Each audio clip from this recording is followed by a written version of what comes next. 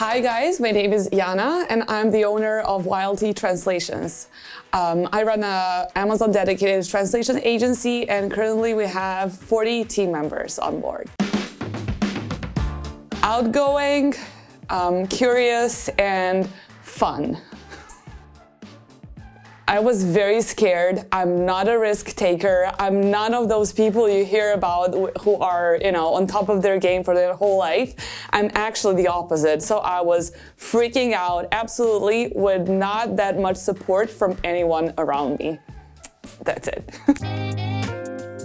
Well, I've always wanted to work for myself and I always wanted to have my own company. And it took me actually 4 years to quit my job because I didn't have, I was not brave enough to quit my job for 4 years, which is a lot. I worked for 8 years for this very, very big e-commerce. I was CEO over there. It was a highly paid position. I was very happy with the job, but I was not actually happy. I was not getting what I think that I deserve when it comes to work, like praise and ideas, and I just decided, and now was the time after 4 years that I actually quit the job and do something for myself. And I was like, this is it. I came back from a vacation, and the next day I was just like, here you go, my resignation, and I don't know the hell what I'm doing, but I know that I'm not gonna do this anymore. My dad was like, are you serious about this? But my mom started crying and she didn't actually talk to me for like 2 months, I think. So my beginning was not a very happy beginning, but now I have full support from my parents, my friends.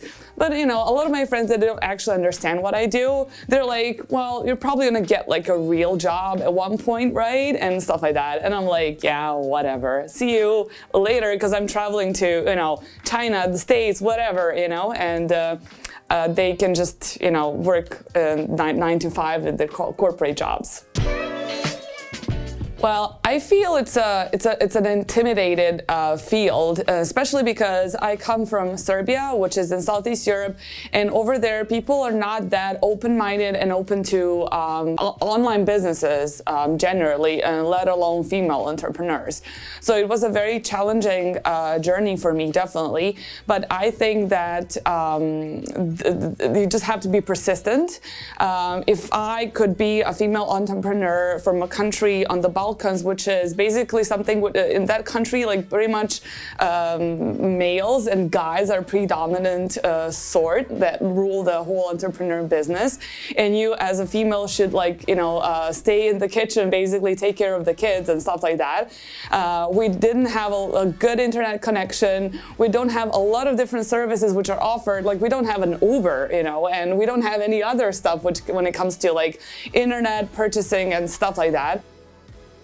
I just think you have to really be persistent, and what is really important, what I learned, is that you should surround yourself with people who support you. If you don't believe in yourself, it's not the end of the world. You should just, surround yourself at the beginning with people who believe in you and trust you, so you can actually build up that confidence, which I have now, for instance, I think that I've made a good job. It was a very rocky road, and it was like, I think now it's like my third year. I've been solo. I haven't worked for anybody else. It was a very hard decision. Sometimes I cry myself to sleep. My boyfriend knows all about it. But, at the end of the day, I'm like, I would not be doing anything else in the world.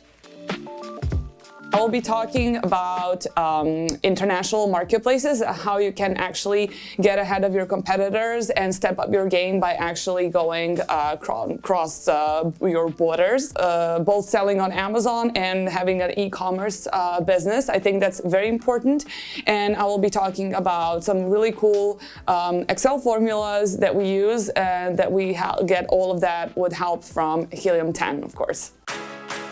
So you can go on our website, YLT-translations.com, and YLT stands for Your Listing Translations, because a lot of people have been wondering what that's about.